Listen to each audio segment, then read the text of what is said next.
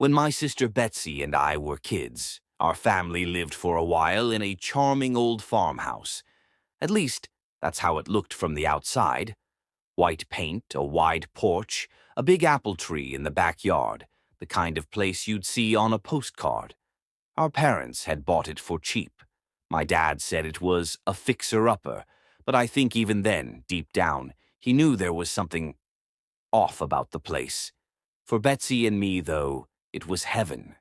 We were only about 7 and 9 years old, and to us, the house felt like a giant playground. We spent days exploring every corner, the attic full of cobwebs, the cellar that smelled like wet dirt, the creaky staircase that groaned under our feet. But our favorite part of the house wasn't any of that. It was the ghost. We called her Mother. We never saw her, not really, but we felt her, like a presence that lingered just behind you, warm but quiet, like a hand resting gently on your shoulder. She wasn't scary to us back then. In fact, she seemed kind, caring. Every morning, Betsy and I would wake up to find a small cup of water on our nightstands. It wasn't there the night before. I swear it wasn't. But somehow, by morning, there it was, clear, cool water, filled almost to the brim. Mom and Dad always said we must have left them there ourselves, but we knew better. Mother had left them. She didn't want us to get thirsty during the night. She just wanted to take care of us. One of the house's original furnishings was an old wooden chair, a big, heavy thing with curved arms and a seat that creaked when you sat down. We kept it against the back wall of the living room.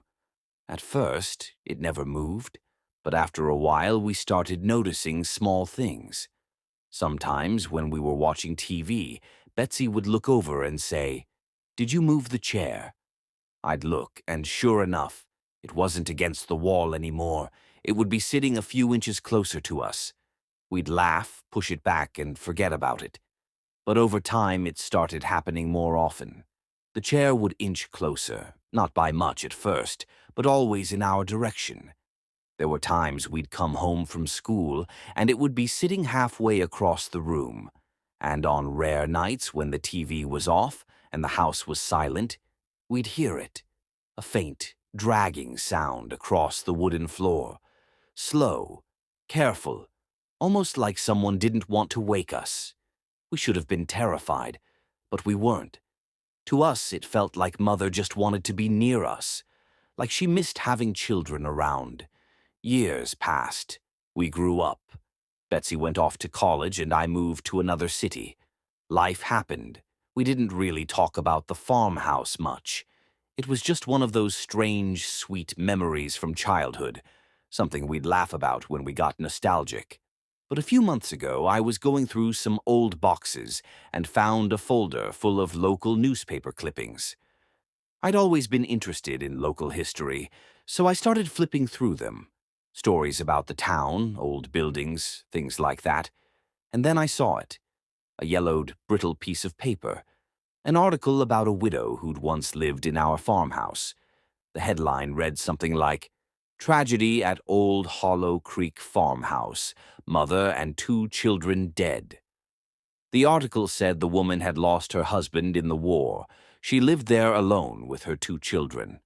One night, she gave each of them a cup of warm milk before bed. But the milk was poisoned.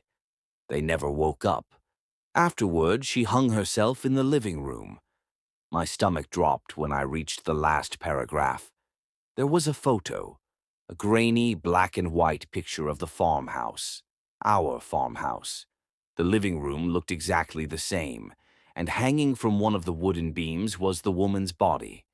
Beneath her was that same old wooden chair. It had been kicked over, lying flat on the floor. Right there in the center of the room, the same spot where Mother always tried to move it. That night, I couldn't sleep. I kept thinking about those cups of water sitting neatly on our nightstands every morning, about how Mother had always wanted to take care of us. And then it hit me. She'd given her own children something to drink too. Only it wasn't water. I don't know why, but I went to the kitchen and poured myself a glass of water.